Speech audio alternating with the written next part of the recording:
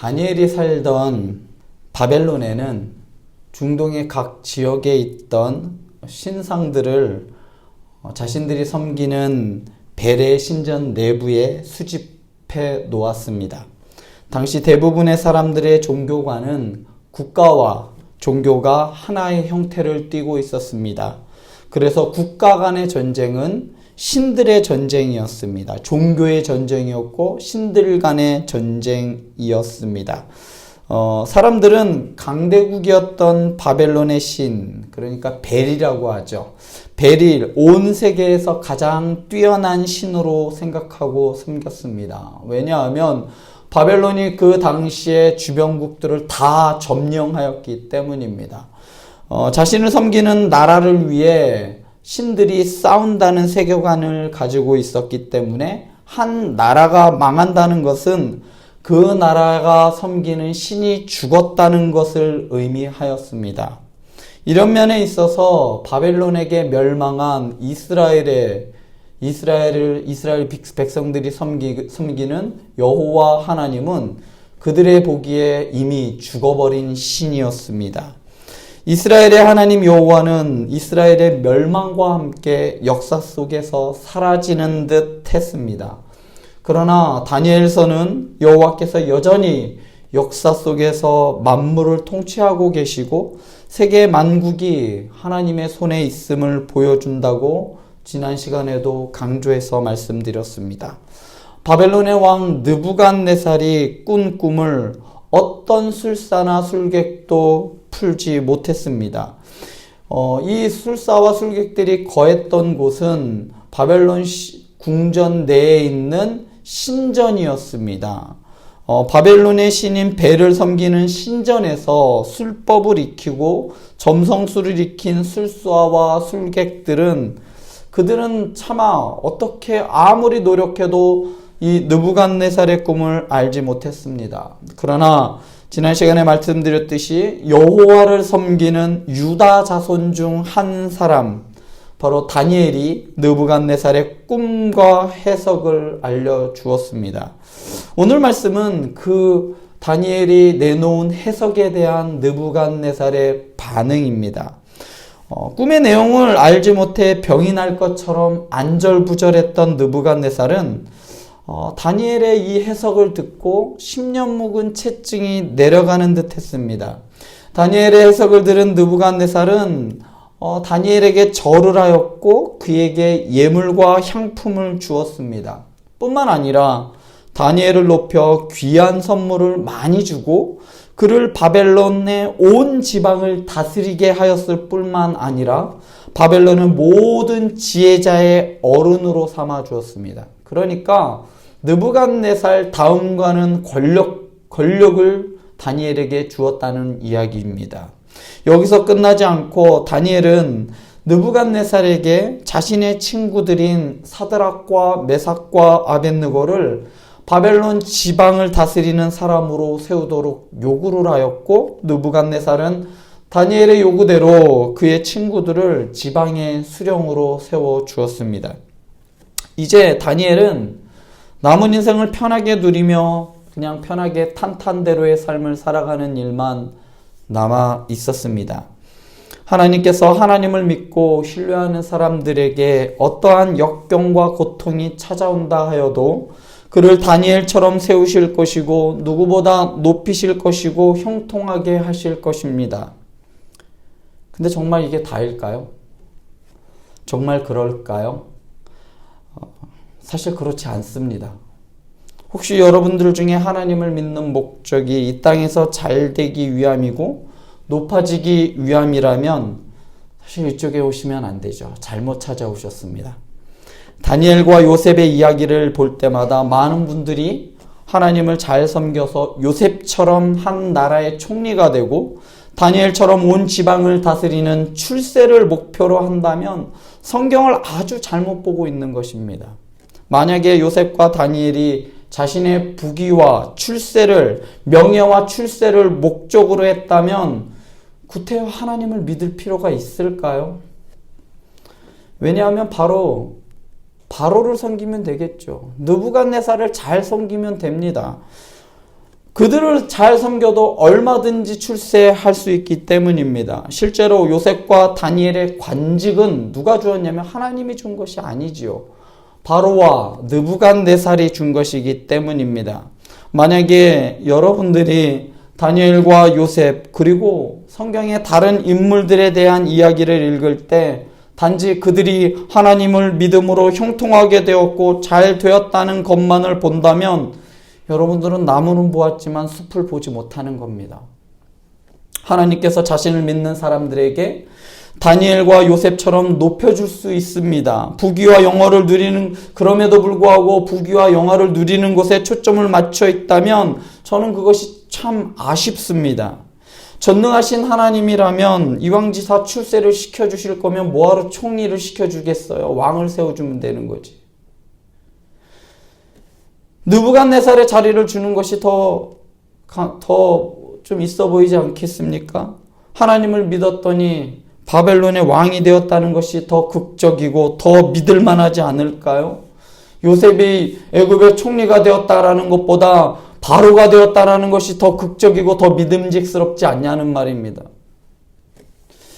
그런데 우리는 신앙생활을 할 때 이러한 생각들을 하고 있습니다. 하나님을 믿으면 무조건 인생이 잘 되고 어느 대학이든 다 가고 좋은 직장을 얻게 되고 좋은 사람 만나서 행복한 가정을 꾸린다라고 생각을 합니다. 그러나 그렇지 않습니다. 정말 여러분들도 아주 잘 알고 있는 호세아 선지자는 하나님께서 사용하셨지만 그의 아내는 정말 말할 수 없이 더러웠고 부정한 창녀 고멜이었습니다. 방탕한 생활이 그리워서 몇 번이고 집을 나가 그 방탕한 삶을 살았던 사람이 바로 고멜입니다. 하나님이 사용하신다고 해서 무조건 잘 되는 것은 아닙니다. 호세아를 통해 하나님은 하나님의 사랑이 얼마나 크고 변함이 없는지 보여주셨습니다. 그런데 여러분 한번 생각해 보세요. 호세아의 삶은 어땠을까요? 우리의 관점을 해서 봤을 때 그의 삶은 그 비참한 그 자체였을 겁니다. 지금 시대에도 어떤 누구가 창녀와 결혼을 할 수 있겠어요? 심지어 목회자가 창녀와 결혼했다? 이것은 말도 안 되는 겁니다. 그런데 실제로 호세아는 그러한 삶을 살았어요. 성경은 그런데 호세아의 삶을 그렇게 평가하지 않습니다. 더럽고 부정한 창녀 고멜을 아내로 맞으라는 이 절대 불가능한 말씀에도 순종했던 하나님의 사람으로 호세아를 평가하고 있단 말입니다. 사람의 관점이 아니라 하나님의 관점에서 오늘 말씀도 저는 살펴보아야 한다고 생각합니다. 사람의 관점으로 본다면 아까 제가 말씀드린 게 다겠죠. 하나님을 믿었더니 하나님께서 다니엘을 느부갓네살 다음가는 2인자로 세워주셨다. 끝. 그런데 오늘 말씀에서 보면 다니엘은 부귀와 명예를 얻은 사람으로 나오지만 사실은 다니엘은 그것이 자신의 목적이 아니었습니다. 그는 바벨론에서 출세하고 떵떵거리며 보란듯이 사는 것이 그의 인생의 목표가 아니었습니다. 여전히 하나님을 믿는 하나님의 백성으로 살아가는 것이 다니엘의 목표였고 그가 살아가는 이유였습니다. 그렇기 때문에 그는 계속해서 때를 정하여 하나님께 기도하였고 앞으로 계속해서 살펴보겠지만 기도하면 죽는다라는, 계속해서 기도하면 죽을 것이라는 것을 알았음에도 불구하고 하나님께 대한 기도를 멈출 수가 없었던 겁니다. 다니엘과 느부갓네살은 전혀 상반된 가치관을 가지고 있던 사람들입니다. 다니엘은 하나님의 백성의 정체성을 가지고 살아가는 사람이었고 느부갓네살은 소유의 자신의 정체성을 부여했던 사람입니다. 내가 이 왕의 자리를 얼마나 오랫동안 가지고 있을 것인가? 내 나라가 얼마나 영원할 것인가? 이것이 느부갓네살이 가지고 있는 정체성이었습니다. 그런데 오늘 말씀의 47절을 보면 좀 의아한 말이 나옵니다. 왕이 대답하여 다니엘에게 이르되 너희의 하나님은 참으로 모든 신들의 신이시요 모든 왕의 주제시로다. 네가 능히 이 은밀한 것을 나타내었으니 내 하나님은 또 은밀한 것을 나타내시는 이시로다. 이 말씀을 본 상당수의 사람들이 느부갓네살이 하나님을 믿게 되었다라고 생각합니다. 이 장면을 한번 상상해 보시기 바랍니다. 당시 최강대국이었던 이 바벨론의 왕 느부갓네살이 자신의 꿈을 해몽해 준 다니엘에게 엎드려 절하고 예물과 향품을 주고 이러한 고백을 하는 모습은 다니엘서에 있어서 가장 통쾌하고 극적인 장면이 아닐 수가 없습니다. 어떻게 이러한 일이 가능할까요? 47절에 보면 내가 능히 이 은밀한 것을 나타내었으니 라고 하였습니다. 느부갓네살이 무릎을 꿇고 하나님께 대한 놀라운 고백을 할 수 있었던 것은 바로 다니엘이 은밀한 일을 나타낼 수 있었기 때문이라고 강조합니다. 그렇다고 해서 느부갓네살이 크고 은밀한 일을 나타내시는 분이 하나님이시라는 것을 알고 이제부터는 나도 다니엘이 믿는 그 하나님을 나도 믿어야겠다라고 해서 하나님을 믿기 시작했을까요? 이 정도의 고백을 할 정도라면 마치 신약 성경에서 나오는 바울과 같은 회심을 경험한 사람 정도는 되어야 할 수 있는 그러한 고백이 아닐까 싶습니다. 그러나 느부갓네살이 이러한 고백을 한 이유는 단지 자신의 권력이 당장은 위협받고 있지 않다고, 그래 이젠 좀 괜찮지, 당장은 괜찮다라고 하는 그러한 안도감 때문이었습니다. 그렇기 때문에 느부갓네살은 자신의 고백 가운데 은밀한 것을 2번이나 반복해서 강조하였지만 느부갓네살에게 있어서 이 은밀한 것은 자신의 나라에 대한 것이지 하나님의 나라와 하나님의 통치에 관계된 것은 아니었습니다. 그러나 다니엘에게 있어서 이 은밀한 것은 바로 하나님으로부터 오는 지혜였습니다. 느부갓네살의 고백은 아주 뛰어난 고백임에는 틀림이 없지만, 그러나 이 고백이 느부갓네살에게 있어서 어떠한 의미였는지 아주 확실하게 나타내주는 말이 바로 너의 하나님과 내 하나님이라는 말입니다. 느부갓네살이 본 것은 자신의 꿈을 통해 역사 속에 섭리하는 하나님을 바라본 것이 아니라 자신의 꿈이 무엇인지 맞추고 해석하는 다니엘의 하나님을 발견한 겁니다. 느부갓네살은 단지 그것이 놀라웠을 뿐입니다. 어떠한 신들도 해석하지 못한 것을 다니엘이 믿는 그 신이 해석했어. 와, 놀랍다. 이겁니다. 느부갓네살은 자신의 하나님을 만난 것이 아니라 수많은 신들 중에서 다니엘의 하나님을 만난 것뿐입니다. 그래서 그의 고백은 신앙 고백으로 승화되지 못하고 단지 그냥 놀라움을 말한 것 그 이상도 이하도 아닌 겁니다. 참 놀랍다. 이런 거죠. 이러한 일이 우리 주위에도 자주 일어납니다. TV를 틀거나 기독교 방송을 듣거나 아니면 TV를 통해서 기독교 방송을 보면 종종 수많은 크리스천들이 각자 자신이 만난 하나님, 소위 간증이라는 것을 통해서 내가 어떤 하나님을 만났는지 간증하는 것을 우리는 종종 들을 수 있습니다. 내가 이러한 어려운 상황 가운데서 하나님을 만났습니다. 이런 절망 속에서 나를 건져주셨습니다. 라고 하는 이렇게 고백하는 간증들을 보면 마치 내가 만난 것 마냥 가슴이 뜨거워지고 가슴을 뭉클해지고 나도 또한 더욱 하나님을 잘 믿어야겠다라는 마음이 생깁니다.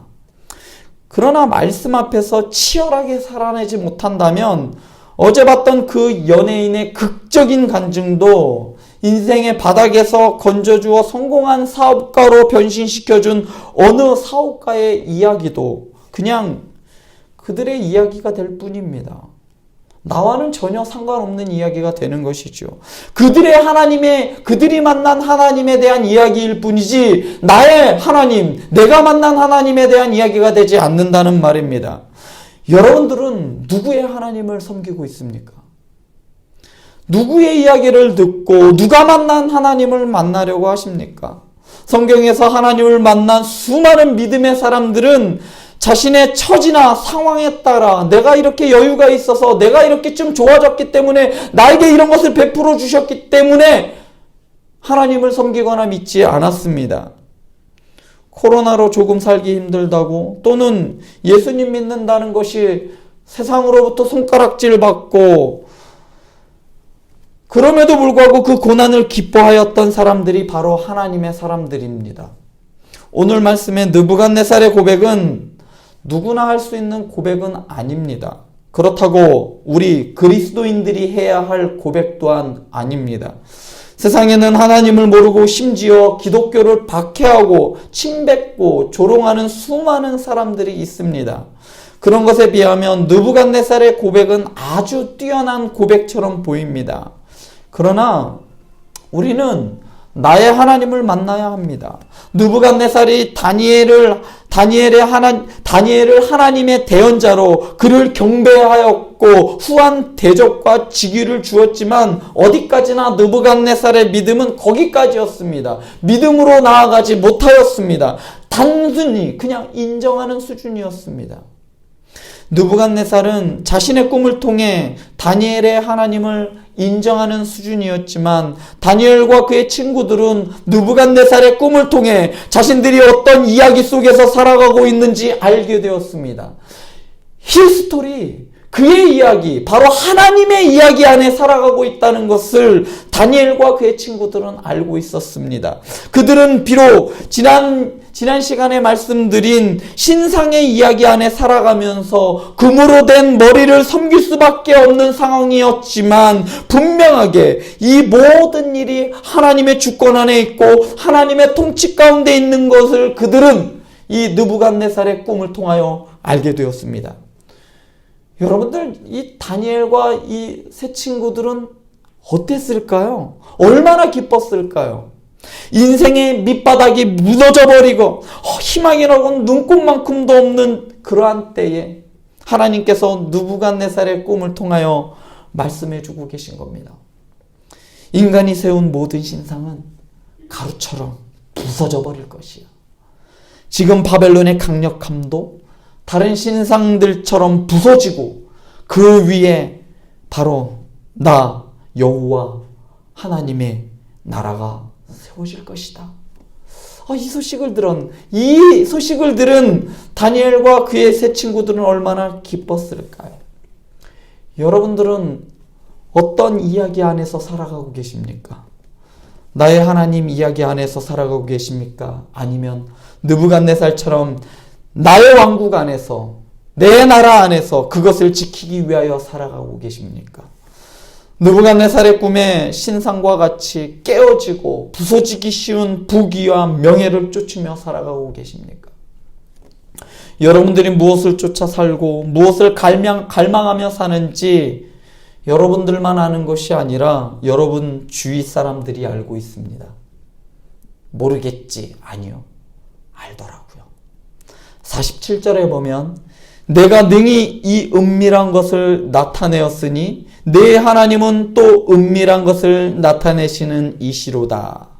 느부갓네살은 다니엘의 한 것을 통해서, 다니엘이 하는 행동을 통해서 다니엘과 그의 하나님을 평가하고 있는 겁니다. 우리가 어떻게 사느냐에 따라서 사람들이 하나님에 대한 평가도 달라지는 겁니다.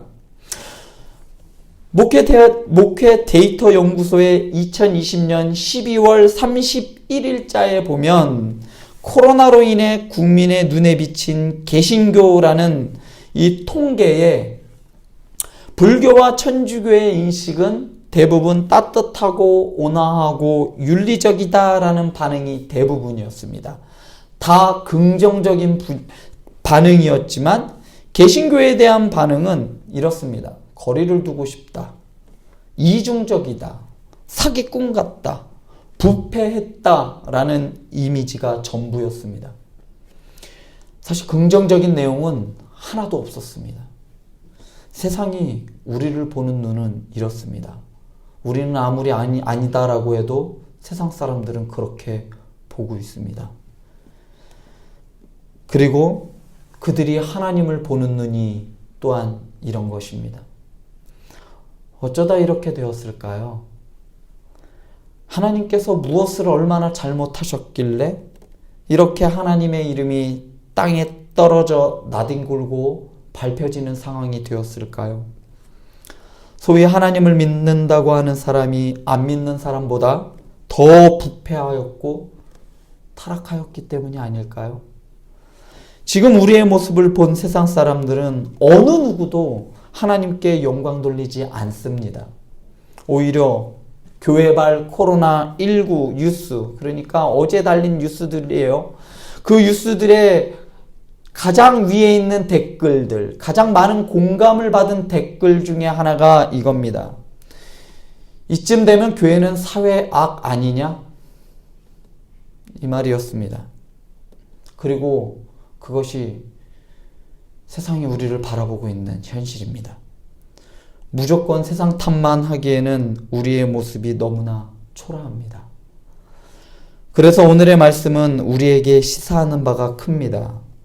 하나님을 믿지 않을 뿐만 아니라 잔인하기 이를 데 없었던 느부갓네살이 다니엘의 행동을 통해 하나님을 보았고, 내가 능히 이 은밀한 것을 나타내는 것을 보니 너의 하나님은 참으로 모든 신들의 신이요 모든 왕의 주제시로다 라고 하나님께 영광을 돌리며 고백하였던 것과 같이, 지금 이 시대에도 하나님을 비방하고 대적하는 자들에게 우리의 행실을 통해 당신들의 모습을 보니 당신들이 믿는 그 하나님은 참으로 참 하나님이십니다. 당신들의 하나님이 진정 살아계시고 능력을 가지신 하나님이시군요.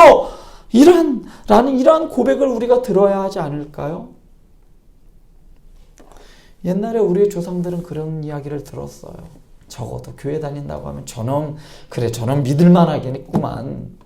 저 사람은 믿을만 하겠어. 교회 다닌대. 아, 그래? 아유, 그럼 사람은 됐겠구만.